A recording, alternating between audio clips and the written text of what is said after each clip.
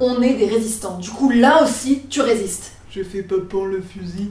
Non, non, tu restes sur tes positions. Je fais pas vroom la corde. Non, il doit rencontrer que la force qu'il y met. Tu résistes, mais tu ne tires pas. Et s'il tire plus? Écoute, tu penses que tu es un arbre et tu campes sur tes positions. Et s'il tire plus fort? Écoute, dans ce cas, tu résistes et puis tu l'encourages à trouver la bonne réponse. Comme un arbre? Oui, bon. Eh les gars, on a des soufflets et du fromage. Et qu'est-ce que tu fous? Bah je les encourage à donner la bonne réponse, mais ça marche pas top top, hein. Mais je parlais de son cheval quand il plante, pas des gauches, espèce d'idiot. Revenons à nos moutons. Enfin, à nos chevaux. Alors que faire quand notre cheval ne cède pas à la pression du licol? Eh bien pour commencer, lui apprendre à céder. Bah oui, parce que c'est pas inné. Bien au contraire, les chevaux ont ce qu'on appelle un réflexe d'opposition, c'est leur réflexe naturel qui fait que s'ils ressentent une pression quelque part sur leur corps, ils ne vont pas céder, mais bien au contraire, ils vont lutter contre elle. C'est une question de survie. Donc si tu ne lui apprends pas à céder lorsque tu exerces une pression, eh bien lui, il te donne tout simplement sa réponse naturelle qui n'est pas apprise, mais qui est innée. Alors la première chose à faire, c'est de garder ton calme. Alors ça, avec les chevaux, c'est une généralité, mais c'est toujours bon de le rappeler. Dans le sens où quand le cheval commence à résister et à tirer contre cette pression, on pourrait avoir tendance justement à nous agacer et à nous dire quand même il pourrait suivre, c'est pas si compliqué que ça. C'est pas si compliqué que ça pour nous en tant qu'humains. Pour un cheval, c'est pas tout à fait la même. Garder ton calme, c'est hyper important parce que s'il est déjà en difficulté par rapport à ce que tu lui demandes, si en plus de ça tu deviens menaçant et qu'il t'associe d'autant plus à un prédateur en train d'attraper et de tirer sur sa proie, c'est encore moins bien barré pour que ça fonctionne. Si ton cheval ne cède pas à la pression et qu'il entre en résistance, dis-toi bien que c'est une question d'éducation. C'est pas personnel, c'est pas contre toi, c'est pas parce qu'il a quelque chose à te reprocher ou quoi que ce soit. C'est vraiment simplement parce que là, à ce moment clé, à ce moment T, il pense que c'est plus judicieux pour lui de lutter contre cette pression que d'y répondre. On va donc devoir le convaincre qu'il est beaucoup plus intéressant pour lui de céder et non pas de résister. Garder ton calme, c'est aussi hyper important pour un second point, c'est que si tu perds ce calme et que tu commences à monter en pression, ton cheval va se dire qu'il y a un problème. Il a besoin de comprendre. Et ce qui est ici très important et qui va un petit peu à l'encontre de notre premier réflexe, c'est le fait de résister sans tirer. Alors tu vas me dire, qu'est-ce que ça veut dire résister sans tirer? Il y a de la tension dans la corde. Oui, il y a de la tension dans la corde. Mais la tension dans la corde, c'est ton cheval qui la met. C'est pas toi qui en rajoute. Et ça, c'est primordial parce que dans le jeu de la force, très clairement, on n'a pas le dessus. Hein? Non. S'il décide de tirer vraiment, nous, on fait juste ce qu'on appelle le drapeau, hein, très couramment.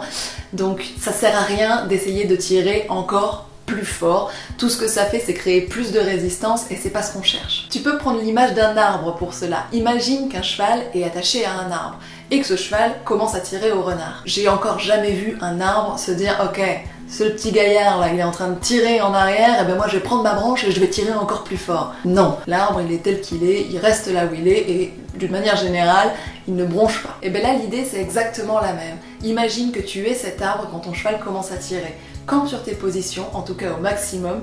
L'idée, c'est que ton cheval ne puisse pas profiter de la tension qu'il met dans cette corde-là. Donc même si tu grappilles un peu de terrain parce qu'il a beaucoup de force, garde cette corde en tension tant que le mouvement en avant ne vient pas de lui. C'est lui qui doit faire cesser la pression par le fait de céder au licol. Ok, il tire, je ne vais pas tirer plus, mais je ne vais pas céder tant qu'il tire. C'est très très important. Et pour l'aider, parce qu'on peut quand même l'aider, on n'est pas juste obligé de rester planté là à se dire ça va bien passer à un moment donné, on peut tout simplement l'encourager à nous donner la bonne réponse. Alors qu'est-ce que ça veut dire l'encourager à nous donner la bonne réponse? Eh bien, par exemple, on peut s'aider avec le stick sur son épaule ou bouger simplement un peu le stick sur le côté. En tout cas, mettre en place un contexte qui l'invite, qui le guide vers la bonne réponse à nous donner. Parce qu'après tout, il n'en a aucune idée de la réponse que l'on attend. Aide-le à trouver la bonne réponse. Un cheval ne fait jamais exprès et encore une fois, il fait pas ça pour t'embêter ou parce qu'il a décrété qu'aujourd'hui il allait être comme ça. Il a besoin de comprendre et tu peux l'aider à comprendre. Et là-dedans, le dernier point important, c'est le timing. Le timing, c'est primordial. Si la pression relâche alors qu'il est en train de tirer et de t'entraîner en arrière, il va profiter de cette action-là. Donc en fait, il va apprendre à tirer contre le licol parce que ça lui profite.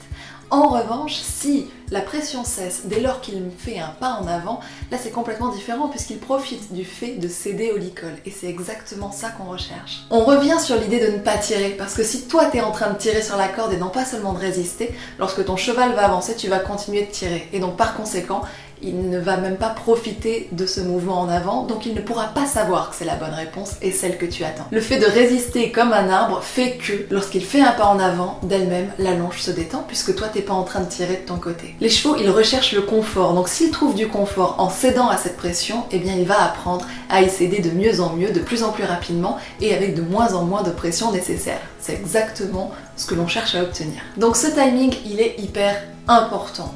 La pression doit cesser dès lors que le cheval fait un effort, fait un pas en avant et se dirige vers la bonne réponse. Lorsqu'il trouve la bonne réponse, il doit être récompensé immédiatement. Ça, c'est ce qu'on appelle le renforcement négatif, c'est-à-dire qu'on enlève la pression dès lors que le cheval trouve la bonne réponse. On fera une vidéo à ce sujet-là. Ensuite, rien ne t'empêche de faire ce qu'on appelle du renforcement positif et lui donner un petit bonbon ou lui faire une petite gratte-gratte parce que, il a trouvé la bonne réponse. Donc je te fais un résumé. Si ton cheval ne cède pas à la pression du licol, c'est qu'il n'a pas appris à le faire. En tout cas, qu'il n'a pas véritablement appris et que cette base-là n'est pas solide. Pense toujours à garder ton calme. Pense arbre, résiste mais ne tire pas et surtout permet à ton cheval de profiter dès lors qu'il fait un pas en avant. Tu peux encourager cette bonne réponse, alors d'un côté en ne relâchant pas la pression qui est mise par ton cheval, et de l'autre par exemple en l'encourageant avec le stick à faire un petit pas en avant, ou tu peux aussi faire un appel de langue, ou voilà. Faire ce qui est nécessaire de faire pour l'inviter à proposer la bonne réponse et récompenser cette bonne réponse lorsqu'elle se présente. La récompense, comme on vient de le voir, ça peut tout simplement être la pression qui s'enlève et pourquoi pas une petite gratte-gratte sur l'encolure. Voilà pour cette vidéo. J'avais l'impression que c'était utile de la faire parce qu'on voit beaucoup de gens qui manipulent des chevaux qui ont tendance à tirer sur la corde et ça c'est vraiment pas quelque chose de pédagogique pour le cheval. Entre deux parenthèses, ce que je te dis là, c'est vrai pour mener ton cheval en longe, mais c'est aussi vrai par exemple quand il est en train de manger de l'herbe ou qu'il tire un peu pour aller voir quelque chose parce que ça l'intéresse vachement plus que ce que vous êtes en train de faire. L'idée c'est pas de tirer un grand coup et de dire viens là mon gars ou de le sortir de la pelouse pareil en faisant un grand coup. D'une part c'est douloureux, d'autre part ça encourage pas la confiance et le lien au cheval il est un petit peu ébranlé par ce type de comportement parce qu'on n'est pas vraiment prévisible et en plus c'est une forme de violence. Arrêtons de tirer des grands coups sur la corde, arrêtons de nous conduire comme des prédateurs. Voilà. Et pensons cheval, ça nous fera du bien. Je te remercie d'avoir regardé cette vidéo, n'hésite pas à la faire tourner, encore une fois c'est un sujet qui est hyper important. Et puis moi je te dis à bientôt, n'hésite pas à puncher le pouce bleu et puis à t'abonner à la chaîne si c'est pas déjà fait, comme ça tu pourras voir les contenus futurs ou même regarder les anciens, pourquoi pas. Allez, je t'envoie des bisous et puis je te dis à bientôt. Salut!